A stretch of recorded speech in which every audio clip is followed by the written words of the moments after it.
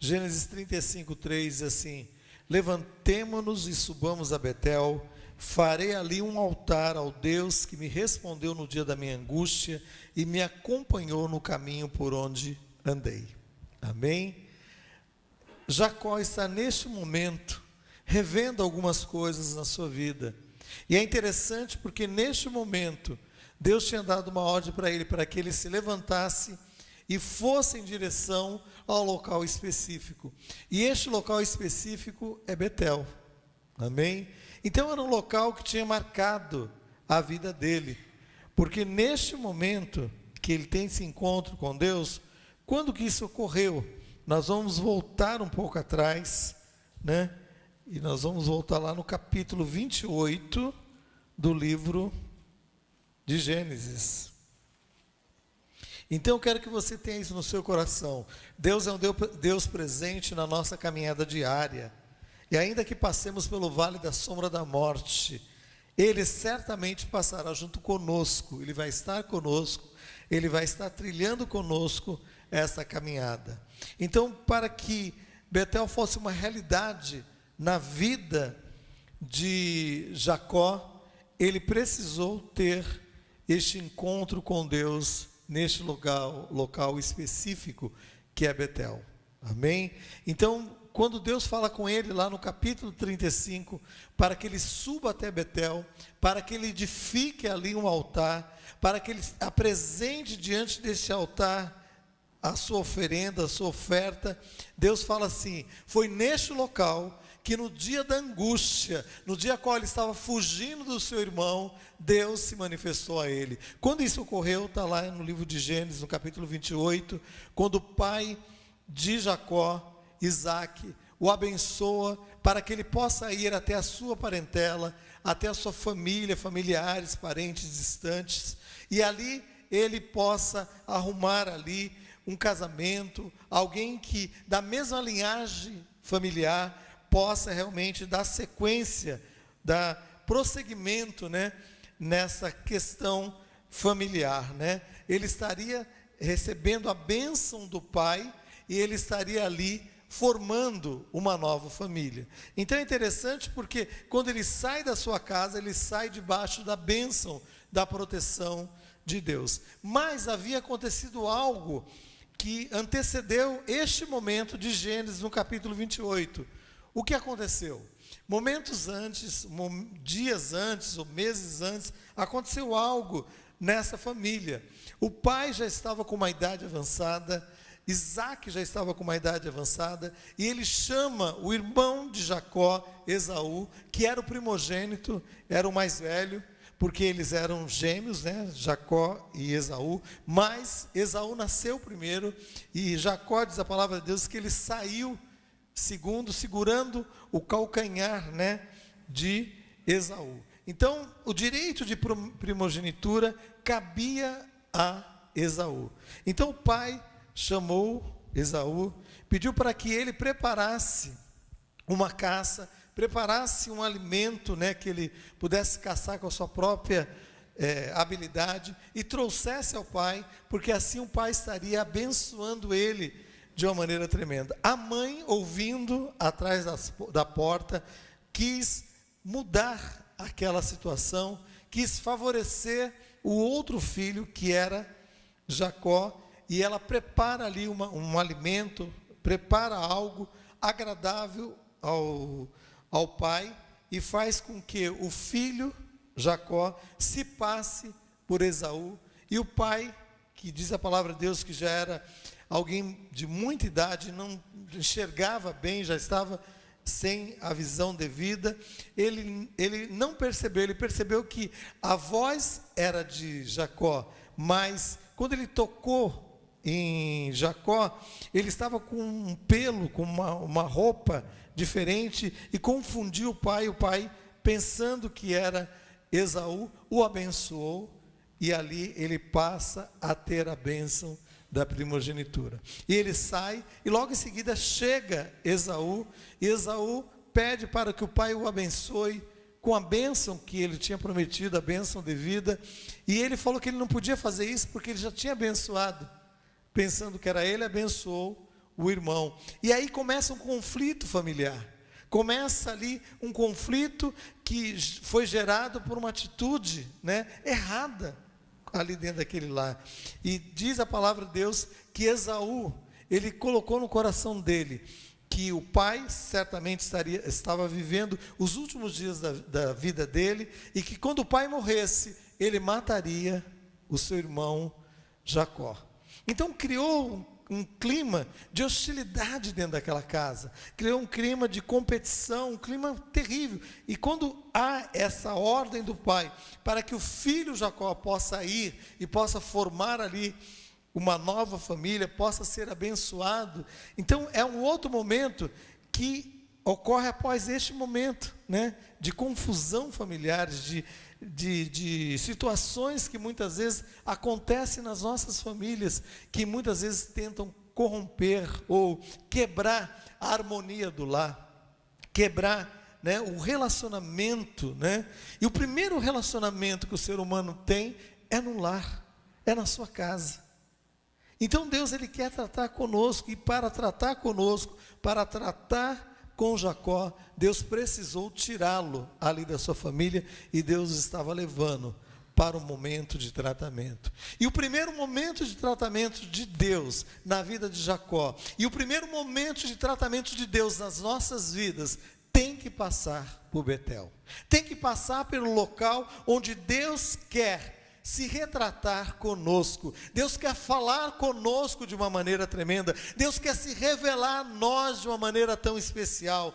E Betel é este lugar. Gênesis capítulo 28, no verso 16 a 19, diz assim: que despertando Jacó do seu sono, disse: na verdade o Senhor está neste lugar, e eu não o sabia. E temendo disse: qual temível é este lugar? É a casa de Deus, é a porta dos céus. E tendo se levantado Jacó cedo de madrugada, tomou a pedra que havia posto para o travesseiro, e erigiu em colunas sobre cujo topo entornou azeite, e ao lugar da cidade que outrora se chamava Luz, deu o nome de Betel. Então ele chega, ele está indo, né, saindo da sua zona de conforto e indo para uma nova experiência, que era essa experiência nova de formar uma família distante ali da sua parentela e buscando em outros lugares.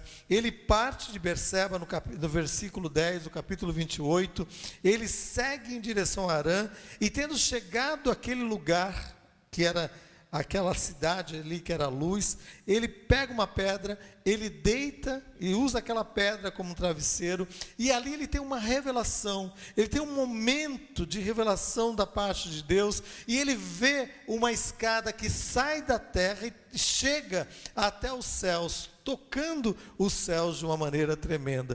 Então quando ele acaba aquele momento, né, dessa ação sobrenatural de Deus, e no verso 13 diz assim, que perto estava o Senhor e lhe disse, e Deus se revela a ele dizendo no verso 13, eu sou o Senhor Deus de Abraão teu pai, o Deus de Isaque, a terra em cuja agora está deitado, eu te darei a ti a tua descendência será como o pó da terra, estender-se-á para o ocidente e para o oriente, para o norte e para o sul, em ti e na tua descendência serão abençoadas todas as famílias da terra. Deus tinha um plano com Jacó, Deus tinha um plano com a sua vida, mas para que isso ocorresse, tem que haver este encontro tremendo que ocorre em Betel, o encontro tremendo que ocorre naquela localidade que antes chamava Luz. Então, para chegarmos até Betel, Betel significa o quê? A casa de Deus. A casa de Deus, o lugar onde Deus habita. Mas para chegarmos até o lugar onde Deus habita, nós temos que seguir um caminho trilhado, um caminho devido. E a palavra de Deus diz lá em João, no capítulo 8, no verso 12, diz assim, disse Jesus, eu sou a luz do mundo, quem me segue não andará em trevas, mas terá a luz da vida. Então Deus estava levando Jacó para uma experiência tremenda, para um local chamado Luz, para que naquele local, que depois se transformaria em Betel, Deus pudesse se revelar de uma maneira tremenda. Então Betel é este local onde Deus quer falar conosco, se retratar a nós de uma maneira tremenda e quer nos conduzir a uma experiência tremenda. Eu fico imaginando este momento como o momento primaz da nossa conversão, do nosso posicionamento com Deus de uma maneira tremenda. Para chegarmos até Betel, a casa de Deus, precisamos saber o caminho. E este caminho, João capítulo 14, no verso 6, diz assim: disse Jesus: eu sou o caminho, eu sou a verdade, eu sou a vida. Eu sou o caminho e a verdade e a vida. Ninguém vem ao Pai a não ser por mim. Então precisamos chegar até Betel para que possamos atravessar o vale de combate. E qual era o vale de combate que viria posteriormente, mais lá à frente? O Val de Jaboque. E onde ficava esse Val de Jaboque? O que esse Val de Jaboque significava? Significava que lá na frente ele teria um outro encontro com Deus. E neste outro encontro com Deus, ele lutou com Deus durante uma noite toda. E neste local, em Val de Jaboque, que ele lutou com Deus, ali naquele local, se chamava Peniel. Peniel significa face a face com Deus. Então Deus nos leva à casa dele. E Deus nos leva posteriormente ao encontro íntimo com ele, onde ele quer se retratar a nós face a face, tratando conosco de uma maneira tremenda. Está no livro de Gênesis, no capítulo 32. Vamos um pouco mais adiante. No capítulo 32, no verso 22, diz assim: e levantou-se naquela mesma noite, tomou suas 2 mulheres, suas servas e 11 filhos, e transpôs o val de Jaboque. E tomou-os e fez passar pelo ribeiro, e fez passar tudo o que lhe pertencia. Ficando ele só, lutava com ele um homem até o romper do dia, e vendo que este não podia com ele, tocou-lhe nas articulações da coxa, deslocou a junta da coxa de Jacó na luta com o homem. E disse este: deixa-me ir, pois já rompeu o dia. Respondeu Jacó: não te deixarei ir, se não me abençoares. Amém? Então, neste momento, é um outro momento na vida de Jacó. Este outro momento ocorre muitos anos depois, porque neste momento a qual Jacó se encontra com Deus, ele já tem uma família formada, já tem 11 filhos, então já se passou um tempo longo, mas neste momento Deus queria falar com ele, Deus queria tratar com ele face a face, para que ele pudesse, chegar ao momento do acerto, ao momento onde Deus estaria dando a ele a possibilidade de se acertar com seu irmão Esaú, podendo ali acertar, coisas que ficaram pendentes na sua vida lá no passado. Então, quando ultrapassamos este lugar de confronto, que é o Val de Jaboque, devemos estar certos, que não estaremos sozinhos, mas a presença de Deus vai estar conosco. Deus vai estar conosco de uma maneira total. Mas neste combate, nós temos que ter a certeza que temos que passar de uma maneira plena. Temos que passar com tudo que nós temos. Temos que passar de uma maneira total, para que possamos obter a vitória plena. Como diz lá no verso 30 do capítulo 32 de Gênesis: aquele lugar chamou Jacó Peniel, pois disse: vi a Deus face a face, e a minha alma foi salva. Jacó se apresenta diante de Deus. Jacó se apresenta diante de Deus e se apresentou, como eu falei, de uma maneira completa. Mas Betel também significa o lugar secreto, o lugar onde Deus habita, o lugar de maior intimidade proposta. Então eu fiquei imaginando qual é o lugar mais íntimo do nosso relacionamento diário. E eu fiquei imaginando a minha casa, o lugar mais íntimo deste local onde eu quero estar para descansar, eu quero estar realmente para recobrar as minhas forças, é o meu quarto, É no meu quarto que eu me dispo de todas as minhas aparências. Eu me coloco diante, né, do que eu sou realmente, do que você é realmente. Porque a sala onde você tem ali os seus encontros familiares e até os seus encontros com pessoas que você convida para a sua casa, vem muitas vezes maquiada de uma certa superficialidade. Porque você pode estar muito mal, meu irmão, eu posso estar muito mal, mas quando eu recebo alguém, coloco na casa, abro a porta, ali você recebe, monta uma mesa, recebe a pessoa com o maior carinho, né? E o que acontece? Mas o quarto não, o quarto fala de intimidade. Por isso que a palavra de Deus diz lá em Mateus capítulo 6, diz assim: tu porém quando orares, entra no teu quarto, fala com teu pai em secreto.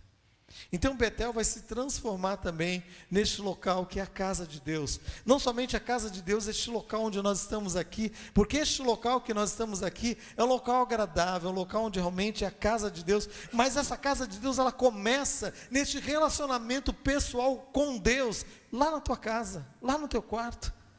Então você vem e apresenta aqui o teu louvor, a tua adoração, mas ele começou lá em casa. O teu louvor, a tua adoração começou dentro da tua casa, né?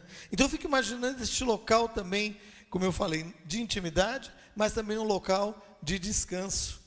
O Salmo 91, no verso 1, diz assim: aquele que habita no esconderijo do Altíssimo pode descansar à sombra do Onipotente. E tem muitas pessoas cansadas, tem muitas pessoas neste combate, sem forças para prosseguir. Eu te convido a entrar no lugar secreto. Eu te convido a entender que Betel tem que ser uma referência na sua vida. Que Betel é o lugar onde Deus se apresenta de uma maneira tremenda. Tem que ser um local onde as tuas memórias estejam vivas e onde você possa dizer: eu vou reedificar um altar Betel. Eu vou reedificar um altar em Betel. Eu vou levantar um altar em Betel, porque Deus vai se manifestar de uma maneira tremenda. Talvez pessoas entraram aqui nesse dia, nesta noite, com seus corações cansados, sem forças para prosseguir, sem realmente condições realmente de descansar. Eu tive uma semana de muitas lutas, e as lutas que eu tive não são lutas com pessoas, não são lutas, né, com situações, eram lutas que muitas vezes eu não conseguia discernir. Essas lutas, eram lutas que estavam vindo sobre o meu físico de uma maneira tremenda, e eu não conseguia entender. Eu falei: Deus, eu preciso deste refrigério. Então quando eu estou falando com você sobre este lugar secreto, sobre esse local secreto que é Betel, onde você vai descobrir o descanso, onde você vai ter essa intimidade com Deus, Deus me levou a este local essa semana. Deus falou comigo de uma maneira muito clara: eu preciso estar sob o comando pleno da sua vida. Eu preciso estar sob o comando pleno da sua vida. Então, depois do combate diário, o quarto é o lugar onde nós nos refugiamos. O meu quarto é o lugar mais gostoso da minha casa, porque é o local onde realmente eu posso ali descansar. É um local realmente tranquilo, de paz. Às vezes pode ter várias pessoas na minha casa, mas eu entro no meu quarto, eu posso ali descansar, eu posso ali estar em tranquilidade. Então eu tenho certeza que Deus quer se manifestar sobre a sua vida, né, dando a você este descanso devido. E a palavra de Deus diz, lá em Marcos capítulo 11, no verso 17, o Senhor Jesus dizendo: a minha casa será chamada casa de oração para todas as nações.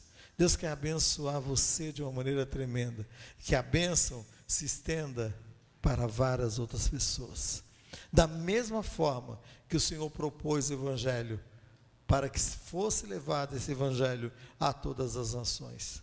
E Jesus chegou para os discípulos que estavam ali naquela região do Oriente Médio e falou assim: essa mensagem deve ser anunciada em Jerusalém, tanto em Jerusalém, como na Judeia, como em Samaria, mas que ela seja levada também até os confins da terra. E graças a Deus, porque essa mensagem chegou até nós, além mar. Chegou até nós e nós podemos ter este refrigério da palavra de Deus. Então Jesus falou dessa casa de oração, casa abençoada para todas as nações.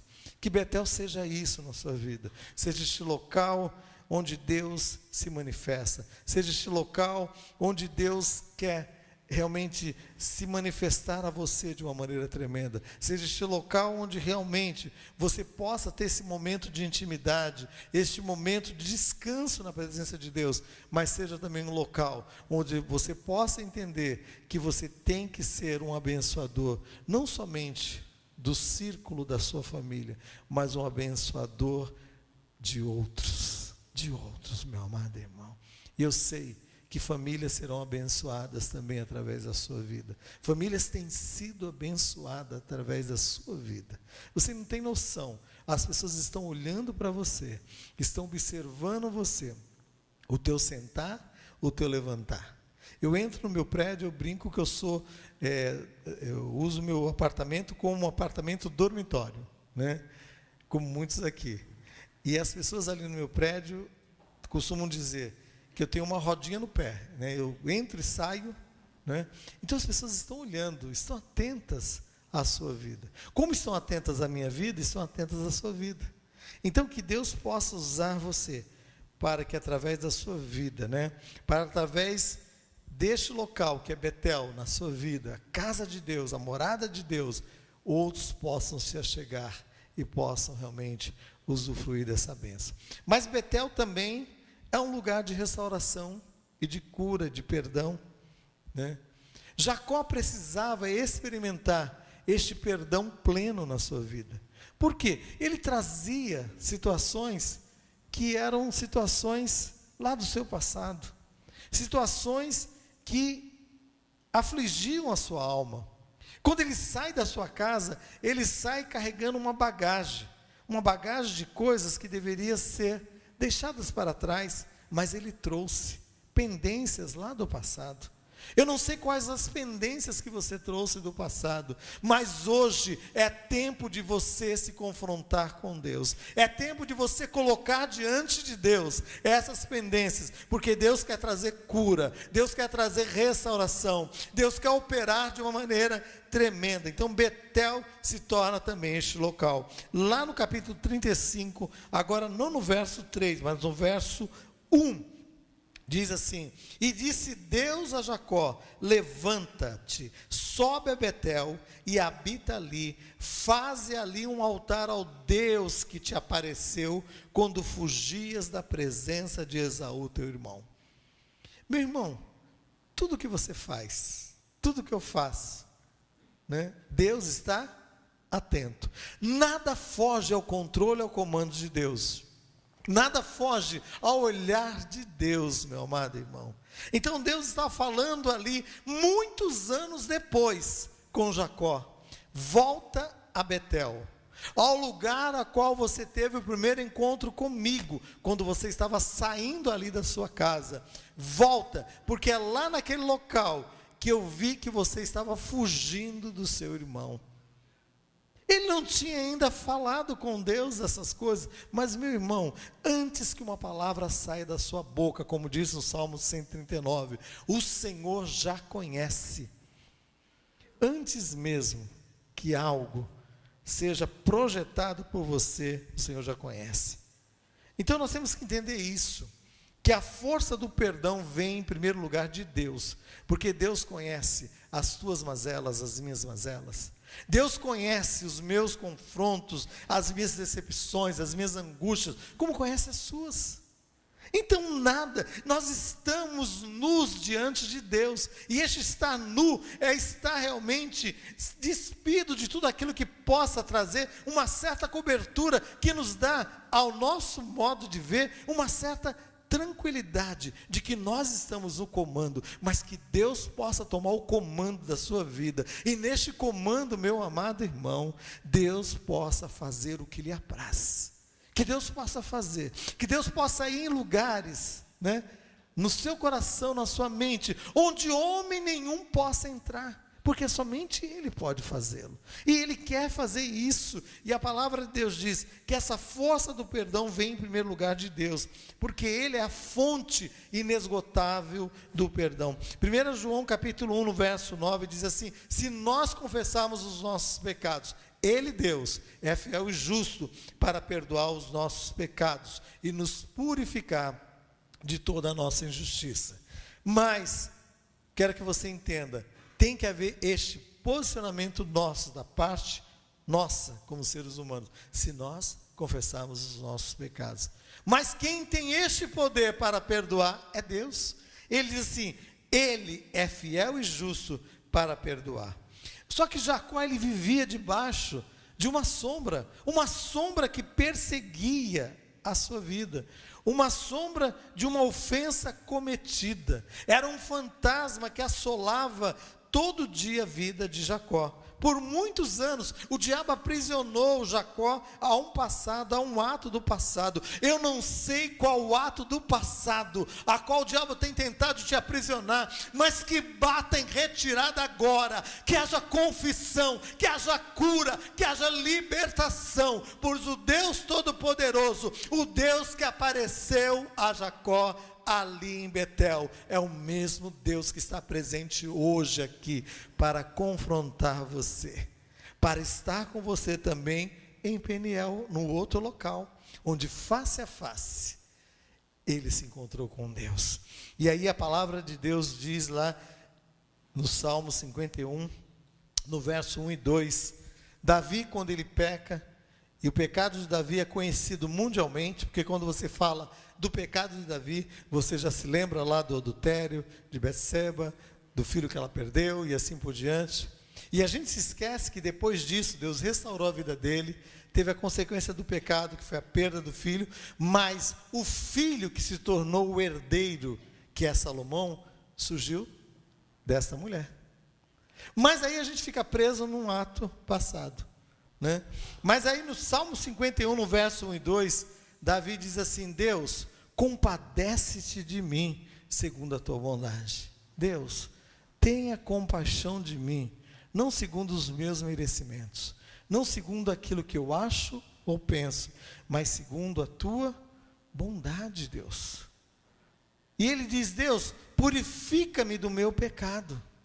Davi estava pedindo a Deus que Deus pudesse purificá-lo, mudá-lo totalmente. O pecado tenta nos prender a um ato passado, porque nos prendendo a um ato passado, ele nos impede de vivermos o nosso presente, e ele impede de nós usufruirmos, ou planejarmos, ou sonharmos com um futuro diferente, com um futuro vitorioso. Mas eu profetizo um futuro novo, a começar agora, num presente novo, sendo vivido realmente, debaixo da graça e do perdão, que vem da parte de Deus, sobre a tua vida de uma maneira tremenda. Que o diabo não aprisione você no passado, mas que hoje no presente haja confissão, haja posicionamento, arrependimento, mudança de vida, e você vai ver coisas novas surgindo em nome de Jesus, em nome de Jesus. E é interessante porque no Salmo 51, nesse salmo de confissão de Davi, onde ali ele realmente se coloca diante de Deus, mostrando todas as suas mazelas, todas as suas dificuldades, no Salmo 51, no verso 11, ele fala para Deus: Deus, não me repulses da sua presença. O diabo tem tentado, meu amado irmão, assolar vidas a estarem longe de Deus, pela falta do perdão, pela falta da confissão do pecado. Meu irmão, se confessarmos os nossos pecados, Ele é fiel e justo para perdoar os nossos pecados. Deus, não me repulses, não me afastes da tua presença. Eu quero a tua presença, porque na tua presença, Senhor, eu tenho cura, eu tenho perdão. Então o perdão, ele suplanta todo sentimento, porque perdão é um ato de fé. Perdão é um ato de fé. 1 João 5,4 diz assim: essa é a vitória que vence o mundo. E qual a vitória que vence o mundo? A nossa fé. A nossa fé. Podemos vencer essa ação do mal pela fé. E podemos vencer essa ação do mal pela fé, realmente se posicionando num posicionamento de confissão, não pelo sentimento que eu tenha, mas pela certeza e convicção de que, se confessarmos, Deus é fiel para nos perdoar. Isso vai nos levar ao quê? A uma mudança de vida, a uma metanoia. O que é metanoia? É mudança de mente. E mudança de mente vai promover o quê? Uma mudança de ação, E você vai ser essa nova criatura. E é interessante porque no livro de Miqueias, no capítulo 7, no verso 18 e 19, ele diz para Deus assim, ele diz: Deus, quem é semelhante a ti que perdoas a iniquidade? Lançará todos os nossos pecados aonde? Na profundeza do mar. Então eu quero que você entenda, pecado confessado diante do Senhor é pecado lançado na profundeza do mar. E quando é lançado na profundeza do mar, meu irmão, se você for mergulhar e você entra com todo o aparato do mergulhador, você tem condições de ir até um determinado lugar, até uma determinada profundidade. Abaixo disso, existe uma pressão tremenda que vai estourar os teus tímpanos, vai te matar. Então Deus, ele não deixa o teu pecado na superfície. O diabo quer trazê-lo sempre à superfície, mas Deus não, coloca lá na profundidade do mar. E é lá que ele vai ficar. Pecado confessado é pecado lançado na profundeza do mar. Não vai pescar não, meu irmão. Nem tem condições de buscar esse pecado lá, mas o diabo tenta trazê-lo à tona. Mas em nome de Jesus, meu amado irmão, que você entenda que ao se posicionar diante de Deus em Betel, você também está se posicionando diante do local onde Deus quer manifestar a cura, o perdão, a restauração de uma maneira tremenda. Então Jacó precisava entender a grandeza de Deus expressa nessa ação suprema de Deus do perdão. Jesus expressou esse ato de perdão, esse ato de misericórdia, de bondade, de mudança, quando uma mulher é lançada aos pés de Jesus. E diz a palavra de Deus lá em João, no capítulo 8, que essa mulher foi pega num ato de adultério. E trouxeram aquela mulher e lançaram aos pés de Jesus e quiseram que Jesus desse um veredito de condenação sobre aquela mulher. Como uma mulher é pega num ato de adultério e trazem somente ela? Se foi pega no ato de adultério, a lei diz lá em Levítico que os dois deveriam ser apresentados. Por que trouxeram um? Estavam tentando confundir o povo. Estavam tentando trazer uma condenação sobre Jesus. Mas Jesus é tremendo.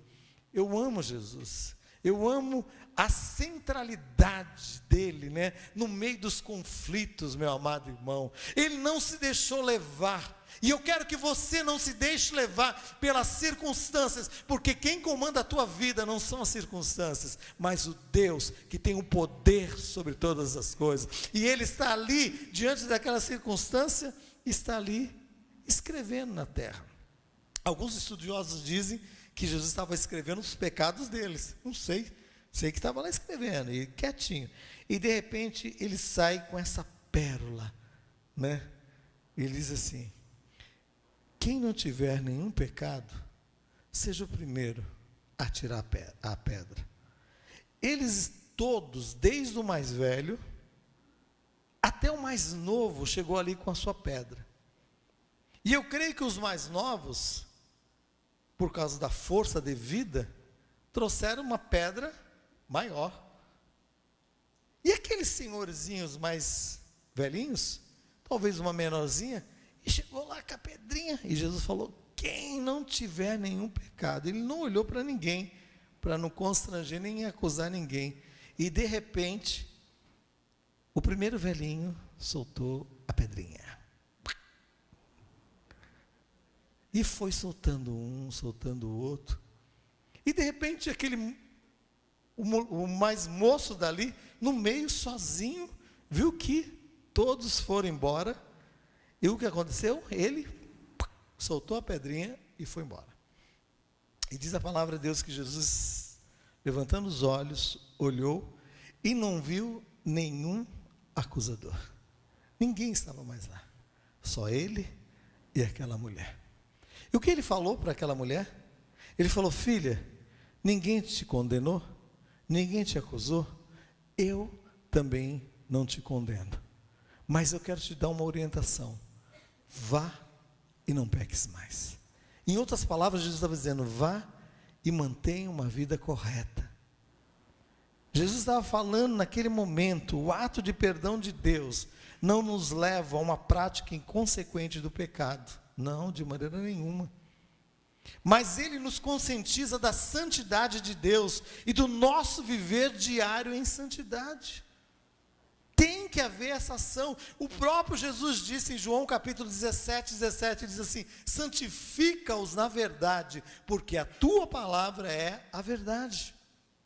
E pode perceber, meu amado irmão, você está passando por lutas, dificuldades, e você vai se esfriando. Primeira coisa que ele vai tirando da sua vida é o desejo de ler a palavra, é o desejo de orar. E aí você começa a esfriar, e você não quer vir mais à igreja. As pessoas pensam assim: a pessoa parou de vir na igreja. Parar de vir na igreja, ou de estar no meio dos crentes, daqueles que falam a linguagem, né, crentez, né, do crente, é o último estágio. Porque o primeiro, ele começa a permitir que coisas vão entrando, e aquilo que é fundamental vai saindo. E aí a palavra de Deus, ela vai nos santificar, ela vai nos limpar, ela vai trazer algo novo sobre as nossas vidas. E Jesus disse àquela mulher algo de tremendo. Quando ele perdoa aquela mulher, ele orientou aquela mulher a andar sempre na luz. Ele diz assim, João capítulo 8, no verso 12: quem me segue não andará em trevas, mas, pelo contrário, terá a luz da vida.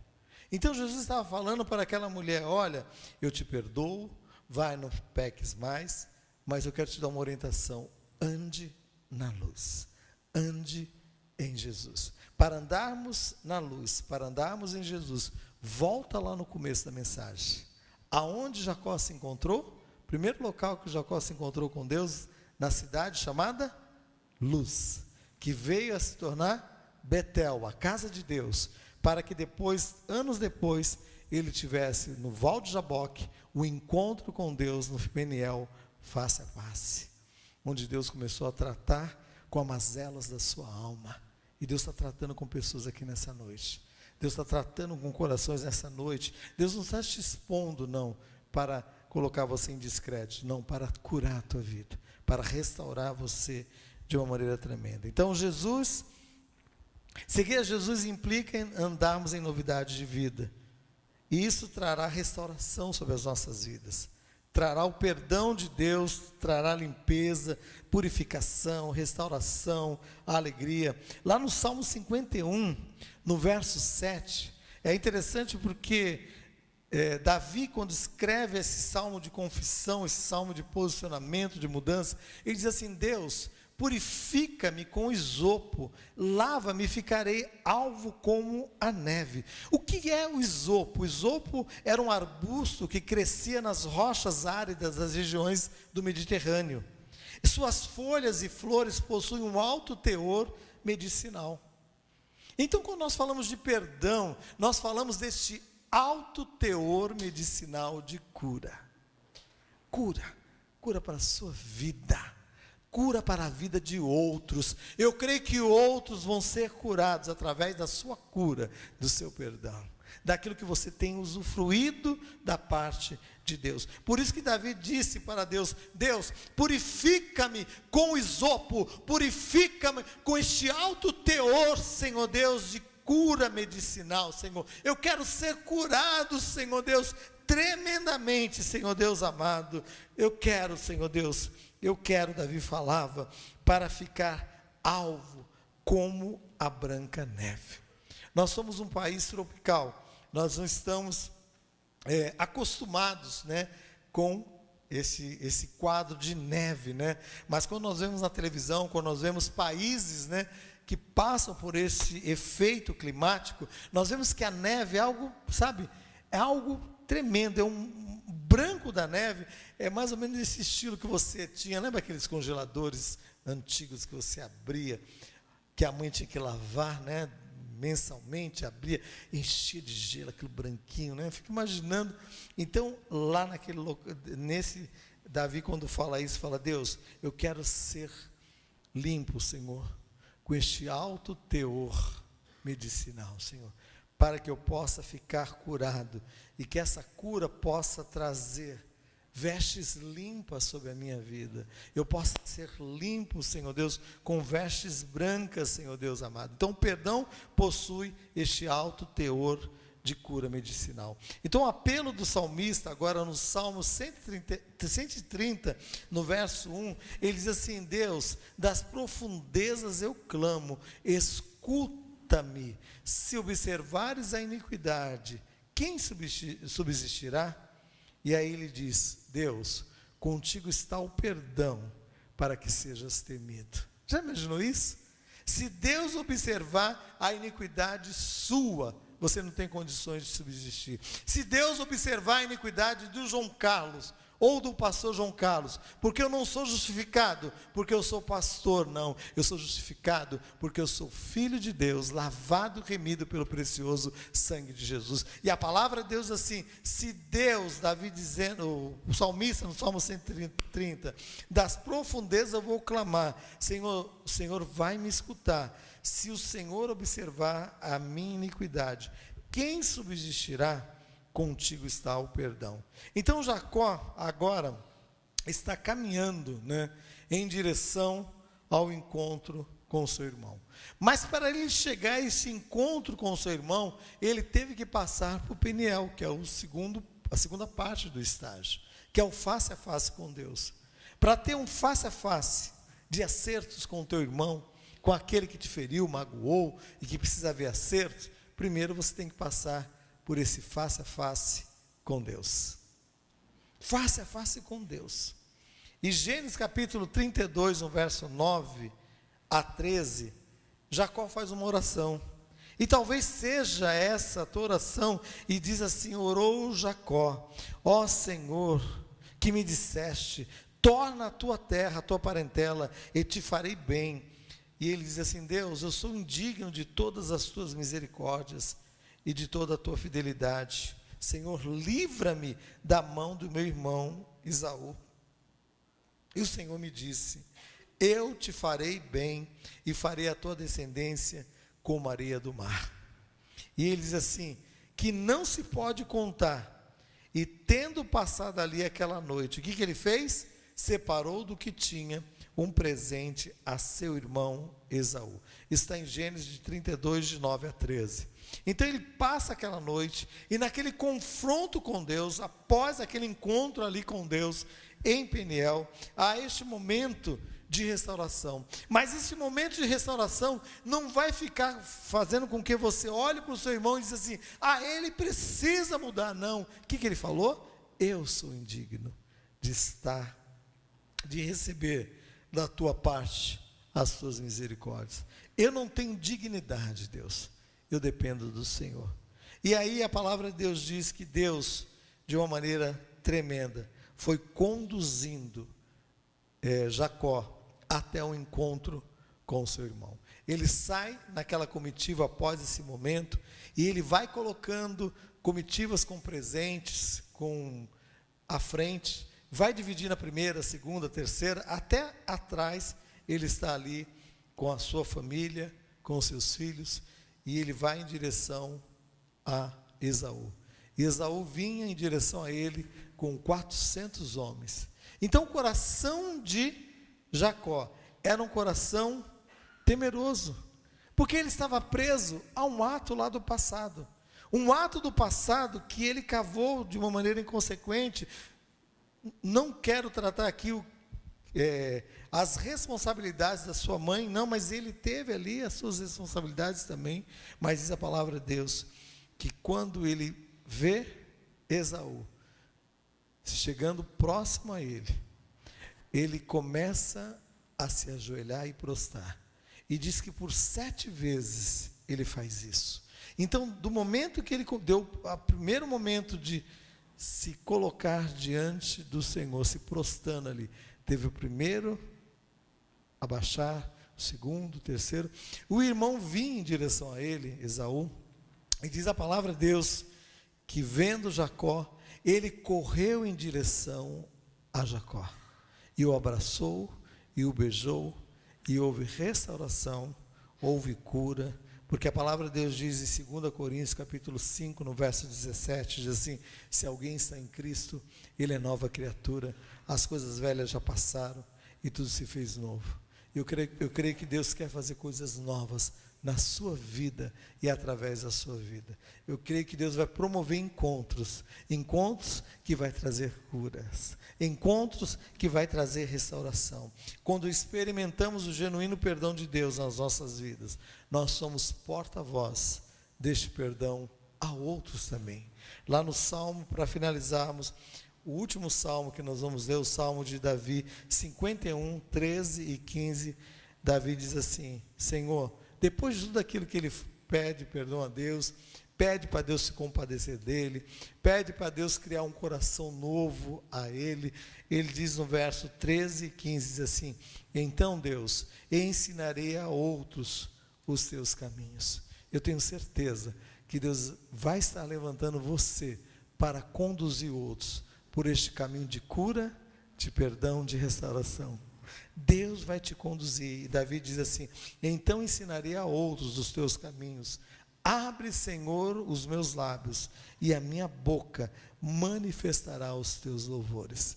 Você vai abrir a sua boca para instruir, para orientar, mas essa mesma boca vai ser levantada como uma boca de louvor, de adoração em nome de Jesus. Eu creio que Deus vai estar fazendo muito breve sobre a sua vida. Eu não sei o que você está passando, eu não sei o momento a qual você esteja passando, mas Deus te trouxe aqui para dizer: é necessário, em primeiro lugar, passar por Betel, que é a casa de Deus. Mas para chegar até a casa de Deus, Deus vai te conduzir ao caminho, a verdade e a vida. O caminho que emana a luz, que é Jesus, que te conduz até a casa de Deus. Vai te levar também a um momento de intimidade maior com Ele, que é o Peniel, que é o face a face com Deus.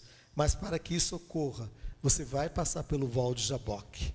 Momento de confrontar com Deus, de luta, momento a qual Deus vai estar tratando com você. Eu quero orar com você agora, e eu quero que você se posicione diante de Deus. Feche seus olhos agora neste momento, fale com Deus agora. Se você quer colocar algo que Deus trouxe à tua memória, neste momento, se posicione diante de Deus. Eu quero que aí no seu lugar você fale com Deus, você coloque diante de Deus aquilo que está afligindo a tua alma, aquilo que está afligindo o teu coração. A palavra de Deus assim: confesse e deixe, e você vai alcançar misericórdia da parte de Deus. Se alguém está passando por este momento, que precisa receber da parte de Deus esta restauração, Deus te trouxe ao lugar correto. Fique em pé no seu lugar, eu quero orar com você. Eu quero pedir a você neste momento, que se posicione como Jacó se posicionou, lá no primeiro verso que nós lemos. Diz a palavra de Deus, que Deus falou com Jacó, dizendo a Jacó: levanta-te, vai até Betel, ao lugar que eu me manifestei a você, quando você fugia do teu irmão Esaú. No dia da tua angústia, eu se manifestei a você.